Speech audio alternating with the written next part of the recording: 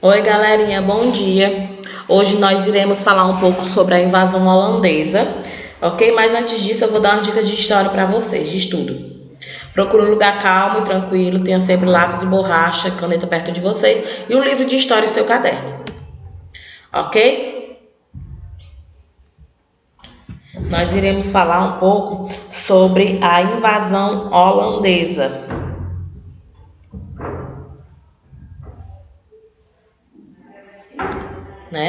Ocorreram quando os holandeses ocuparam os territórios aqui no Nordeste brasileiro, no século XVII. Essa invasão estava diretamente relacionada com as questões diplomáticas envolvendo Portugal, Espanha e a própria Holanda naquele período. Os holandeses procuraram construir sua própria colônia na América ao se apropriar de uma das principais praças produtoras de açúcar da América Portuguesa. Os holandeses permaneceram aqui no Brasil de 1630 a 1654 e sua presença aqui ficou profundamente marcada pela administração de Maurício Nassau, que é o que a gente vai ver um pouquinho mais para frente. E por que eles invadiram o Brasil? A invasão do Nordeste brasileiro pelos holandeses resultou diretamente das relações diplomáticas entre Portugal, Espanha e Holanda no final do século XVI, até 1580. A Holanda tinha um envolvimento direto com o negócio do açúcar produzido no Brasil, pois foram eles que financiaram o desenvolvimento do negócio. Aqui, eles também participavam do refino e da comercialização do açúcar na Europa. A atividade açucareira rendeu bastante lucro para Portugal e Holanda. No entanto, essa situação sofreu profundas modificações com a crise da dinastia de Aves, que essa dinastia de Aves, ou também conhecida como dinastia joanina, foi a segunda dinastia a reinar em Portugal. Após a morte do seu irmão, Dom Fernando, o último rei da dinastia Borgonha, Dom João foi aclamado rei em 1385 perante as cortes de Coimbra, por isso que fala dinastias Aves, porque foi referente ao reinado de Dom João em Portugal, no final do século XVI. Essa crise de sucessão deflagrou-se quando Dom João Henrique, rei de Portugal, morreu e não deixou herdeiros diretos. Assim, uma disputa aconteceu e resultou na coroação de Filipe II, da Espanha, como rei de Portugal. Como desdobramento, as coroas de Espanha e Portugal foram unificadas sobre os domínios do mesmo rei. Isso ficou conhecido como União Ibérica e representava naturalmente que mudanças drásticas aconteceriam nas relações diplomáticas entre Portugal e Holanda, pois a Holanda estava em guerra contra a Espanha desde 1568. Essa guerra entre Espanha e Holanda tinha relação com as lutas dos holandeses por sua independência. Até 1581, a Holanda estava sob o domínio de Habsburgo, a dinastia que reinava na Espanha.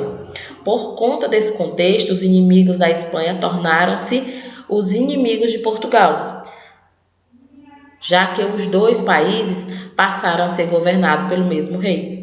Assim, os holandeses acabaram sendo excluídos do negócio do açúcar e isso resultou em uma ação dos holandeses contra Portugal. E em 1595, os holandeses saquearam os portos portugueses no continente africano e em 1604 atacaram a cidade de Salvador, na Bahia, mas o ataque dos holandeses acabou fracassando. Depois disso, os holandeses permaneceram em trégua com os espanhóis até 1621. A trégua da Holanda com a Espanha encerrou-se em 1621 e no mesmo ano a Companhia das Índias Ocidentais foi fundada. Esse acontecimento fizeram com que a guerra fosse retomada. A WIC, sigla da Companhia Holandesa, tinha como objetivo tomar controle dos locais produtores de açúcar de Portugal, bem como os postos de comércio de escravos na África.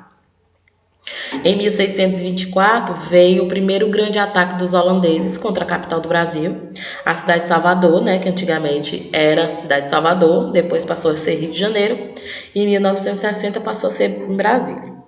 e eles a conquistaram após 24 horas de batalha. O domínio dos holandeses concentrou-se nos limites da cidade, uma vez que a resistência dos colonos e dos portugueses não permitiu que os holandeses se expandissem no recôncavo baiano.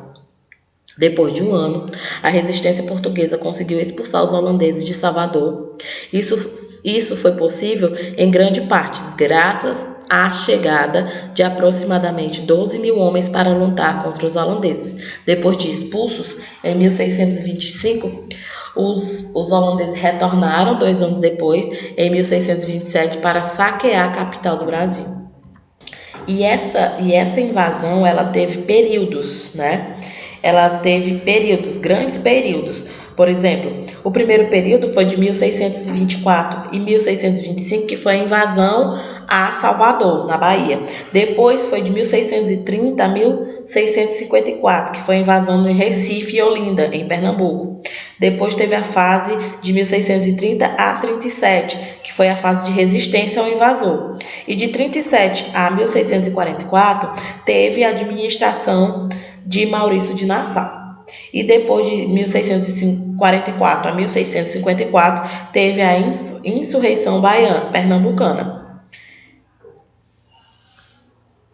A decadência da colônia holandesa.